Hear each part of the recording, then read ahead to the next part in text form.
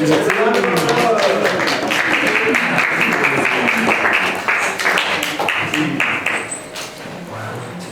second.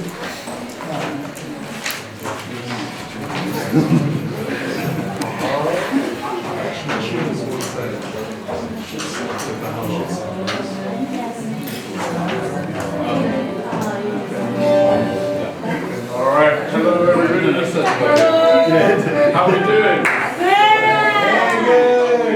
We are the music team. So yeah, we're going to sing a song to raise the energy of this room. Please, surprise! And we're going to sing one quite simple. It's called Country Roads.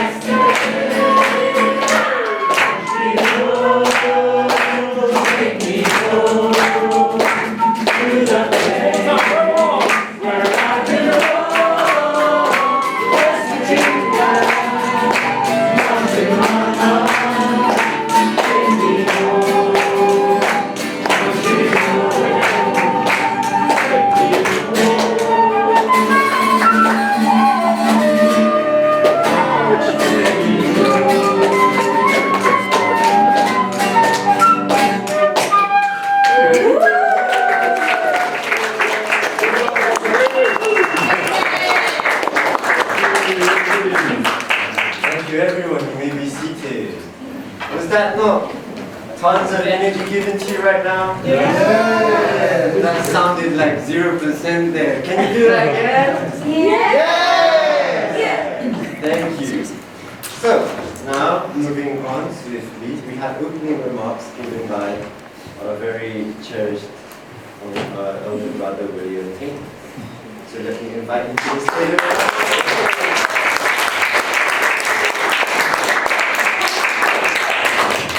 Thanks, Manbok. I said these days I'm feeling more like a grandfather than just an older brother. And seeing you all and listening to you all reminded me of a long time ago, 50 years ago, when I was your age. And when I was as a teenager and then in my 20s, wondering who am I, why is the world the way that it is, how should I live my life? You know, I was searching for the truth. I want to understand the way the world is and why the world is the way that it is. Why are there so many problems? Why are there so many wars? Why is there so much suffering? And how could I live my life to try to leave the world behind me a better place than when I found it?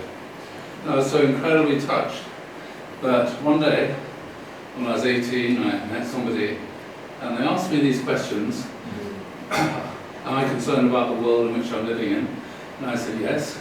And then they said, what are you going to do about it? I'm only 18. I haven't worked that one out yet. So he said, well, come and listen to some talks, some lectures. And I said, no, thank you. I'm a Christian. She said that she's also a Christian. She believes in Jesus, and through this she came to love Jesus more. Okay, how can I not go and learn to know more about Jesus, to love Jesus more? I came along actually to this building here. And my heart was deeply touched. And I went to some workshops, listened to more lectures. And I realized, yes, now I can understand who I am, why God created me, and how I should live my life, and how God is working in the world in which we're living to make it a better world. And so as a result of that, I spent the last 50 years doing something incredibly meaningful, which I don't think I would have been able to do otherwise.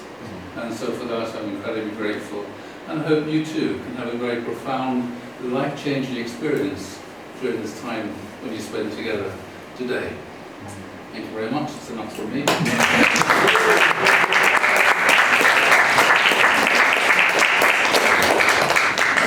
Thank you.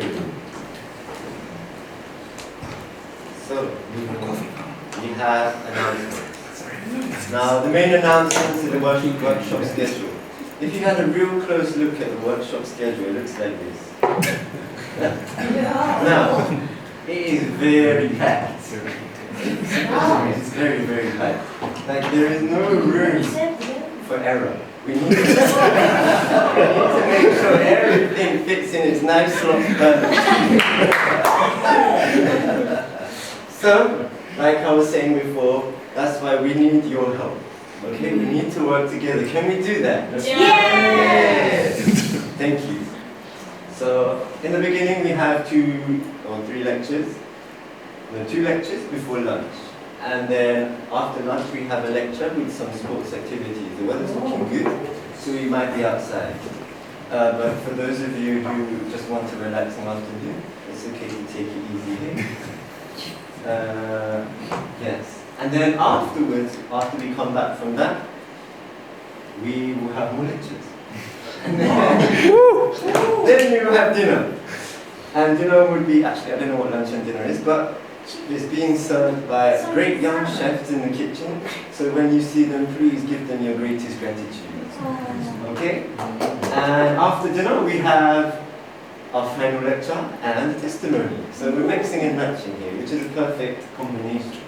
And after the testimony, the best thing to digest the day is reflection. Not just reflection of your own personal reflection, but reflection of the people around you, making spoken word. So, and then after that, we finally have the closing ceremony and a group picture, because we have to celebrate this day, commemorate it. But, oh, before lunch, we will also have a group picture, because the people will change. Demographics will change a bit. So, now that you know that, we also have another thing. Team. I'm sure you can see some in really small writing on the walls. There's stuck up everywhere, but if you see this kind of little table, it's your team. The team number is at the top, and your name should be at the bottom. If you can't find it, please speak to one of the staff, which is an Asian looking person.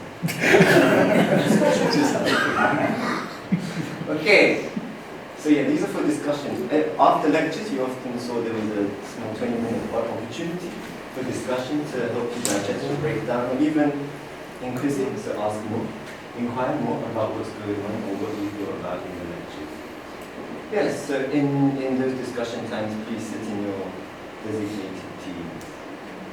We may swap you around because there might be fewer people than expected, but yes. Otherwise, please, as much as you can, maintain them. And without further ado, we have our first lecture of the day, given by me.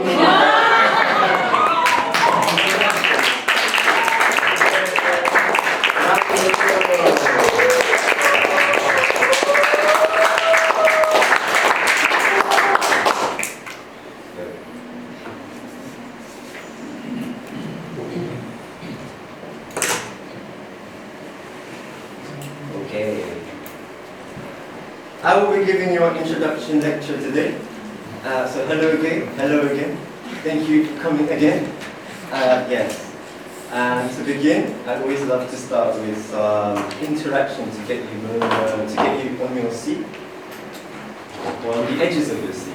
And the first question I want to ask of you is, who wants to try their best, or who is trying their best to be a good person? Raise your hand. Who's trying your best to be a good person? As much as you can, right? Okay, and I want you to look around you for everybody when you were doing that. Now the next question is, for those of you who want to try to be good, who wishes that everyone around them was also trying to be good? And look around the room as you hold your hand up, right? So okay, you can put your hands, thank you. So once again, thank you for attending this lecture and for taking your time to listen to me. What in wisdom I should have for you. But when I asked you to put your hands up, what I wanted to show you was the desire, your desire to want to be good is not just something you have. It's something that is shared by everyone around you. And I think actually all of you already knew this. All of you knew the people around me want to be good. If they're bad, it's not because they're intentionally bad, unless they are. It's often misunderstanding, right? But the thing is, the goal isn't just to be a good person by ourselves. We have to be a good person for the next person.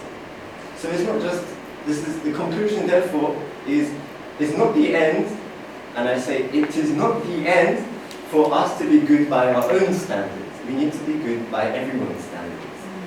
Okay? Does that make sense so far? And I know I do not deserve to talk about this because I too am only a 25-year-old, still struggling, tightroping the good and bad balance. But still, I'm trying my best, and I hope that's enough to tell you that what I'm saying is as good as it can be. So, who is ready to become a better person? Absolutely. At the end of today? Yes. Once more, twice the energy. Who is ready to become a better person? Yeah!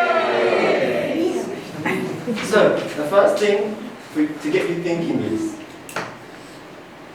a line.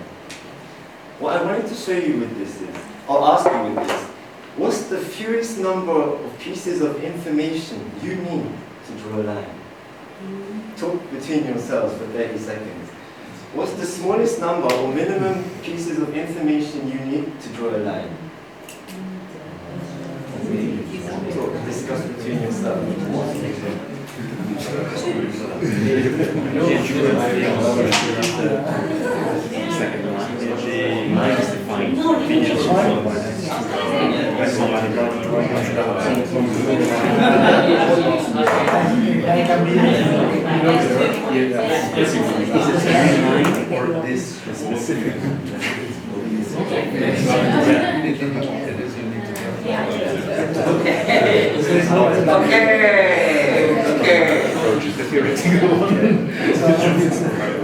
So, what are your answers? Shout them out. Two. Confused. Many. So many. So many? Yeah. Three. You'd have thought. You'd have thought. Desire to draw a line. Think about it. You need a thought first. So yeah. For those who answered 2, that is the correct answer. Now for those who answered 2, could you put your hands up? 2 is the correct answer. Could, for example, you said you were confused. Okay. Aaron, I'm sorry but you're in front of me. What are your 2 points that you were describing to your partner? I guess the beginning and the end. Perfect. Who else had the same answer? Okay. So as long as you have the beginning and the end, you can draw a line because you just have to connect the 2. Okay? So we can put this into another frame, another perspective. Let us look at everyone who came to Lancaster Gate today. Everyone had a house that they began with. And then they put in the coordinates of Lancaster Gate and it took them here. So you needed your house, and then your end point, and then everything else sorted itself out because of AI. Perfect, right? So, you need the 2 points. Is everyone happy with that? Yes. Now the funny thing is, let's go backwards a bit. If you don't have the beginning, really you don't know where you're going. Can everyone agree with that? If you don't know where you are, you don't know the steps you have to take first. The first step you have to actually take to actually go somewhere. If you don't have your end, then you're just walking in circles. So then, if we take a step back now and bring it back home, everyone answered that they want to be a good person. And we are all of different lives, different cultures, different backgrounds, and yet how did we all have the same desire, personal desire, to want to be good people? And I know it's just not the people combined in this room. It's even your parents, your brothers, your sisters, your uncles, your aunties, and their parents, your grandparents. Everyone probably had the same desire. Do you agree or agree? Yes. Yes. So then, this simply cannot be a coincidence. Right? So why do we all want to be good people? We want to be good because we know being good gives you genuine happiness. When you're good to someone around you, you feel genuinely happy. Okay, but that's forward thinking. When I do something, I get something in return. But what about backwards? Let's look at behind that wall. Okay, when you look backwards, then if we look back all the way that your grandparents wanted to be good, that probably your ancestors wanted to be good, then we keep going and you say, okay, so the person who created us in the first place probably wanted us to be good. And so let me give you this. I have a Samsung, and if I break my Samsung, where do I have to go to repair it? Korea. Exactly, Korea. Korea. You have to go to a repair shop for Samsung phones probably. So then, if I am a human and I'm broken inside, where should I go to get repaired? The person who created me, right? The person who created me. And in that same place, the person who created me must have been good. Why? Because we have this inherent characteristic of wanting to be good and desiring goodness of the people around us. So then the person who created us with the same intention also must be someone very, very good. And that good person, we can call him God for now. Or, yeah, let's say God for now. Now if you read the beginning of creation, or the beginning of history, as the Bible has written it, when God made each of the light, the darkness, the trees and the birds and the sea and the sky and the earth that we stand on, He always said at the end of the day, wow, when I look at you, it is good. Right? So then this being who created us clearly loves things that are good and created with the purpose and intention of wanting them to produce or expand that goodness. Even when He created us, He saw us and said, wow, I really think you are good. Right? Yes. So then, like father, like son. Everyone heard of that before? Like father, like son. We resemble our parent. We resemble who gave birth to us. We resemble the people who take care of us.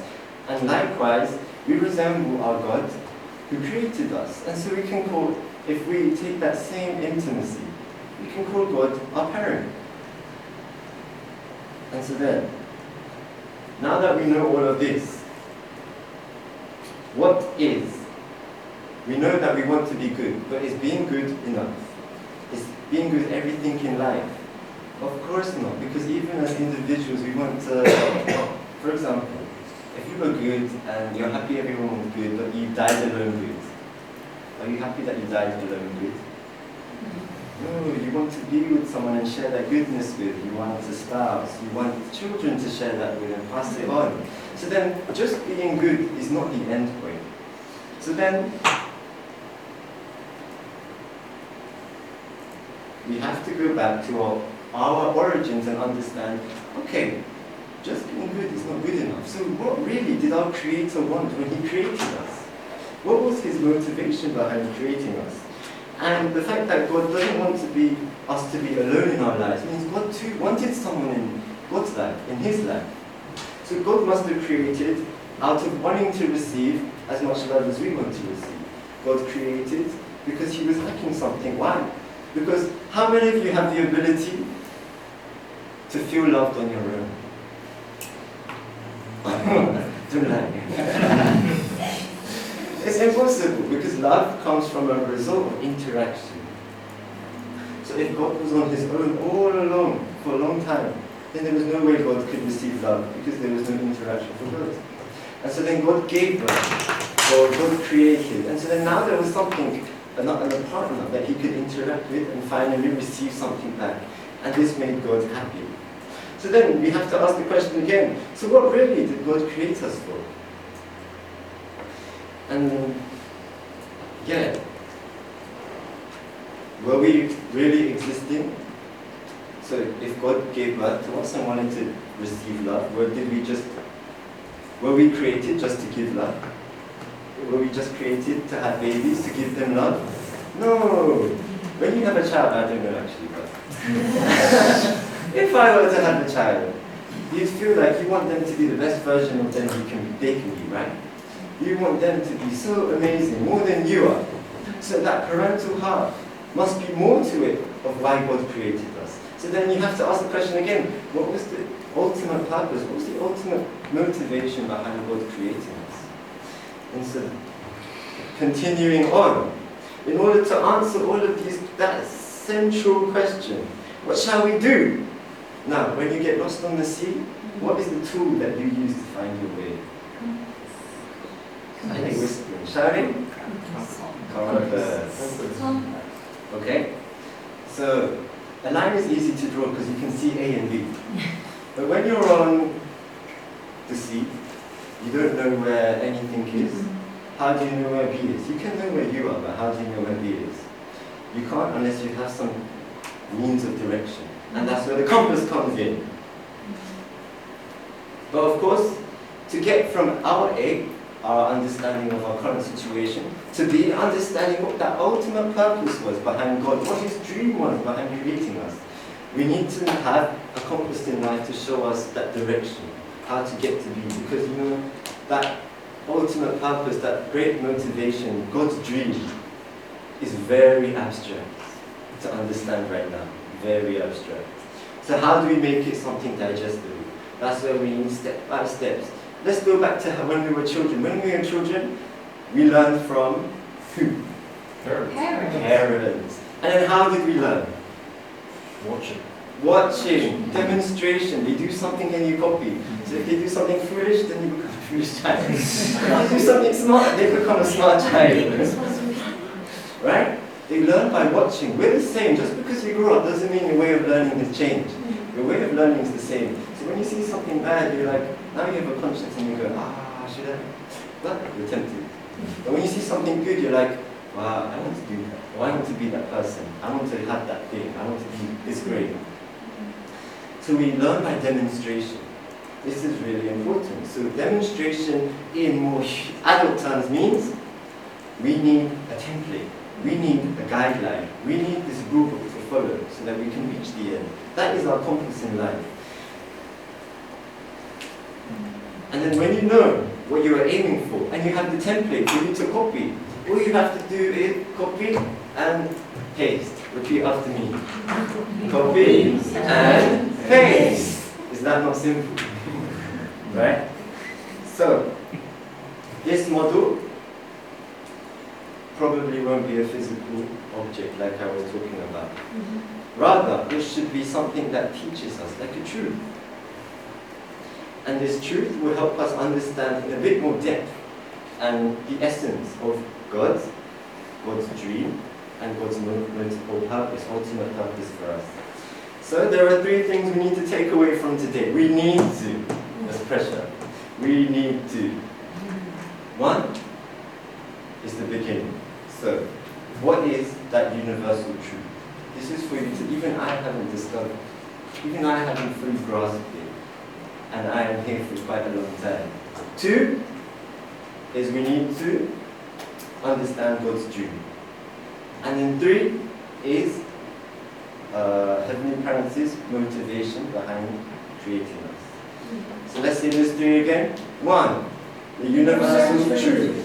2, God's dream. 3, motivation, God's ultimate motivation. Okay? One more time. 1, Universal truth. 2, God's dream. 3. Motivation. Thank you. Thank you. So, now, as I reach the end of my part, I want to tell you that this is just, what I talked about now is just a snapshot of what we will look into today. And through each lecture, we want to tell you a small story, a small part of the story of that huge truth. They're just parts of a single truth. And each part will be a story that builds on each other to create one big picture. There's not a big enough picture here. Or like nature, one big picture. And that picture would convey to you 1,000 words describing A, the essence of our birth, B, our creation, and C, our creator. The most painful journey it took to get from that starting point to now, but also the journey of hope, the journey that's filled with so much hope to get to the finish point, where it all began, at the end. And yeah, I think we all will be good people. Do you agree? Yes or yes? Yes or yes? And we will then be able to teach each other.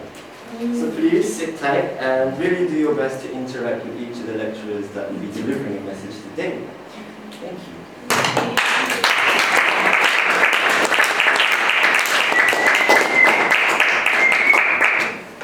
The funny thing is I had slides and then I didn't use any of them.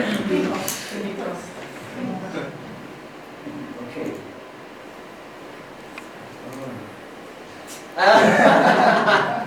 So, now that you have listened to me, I want to do something.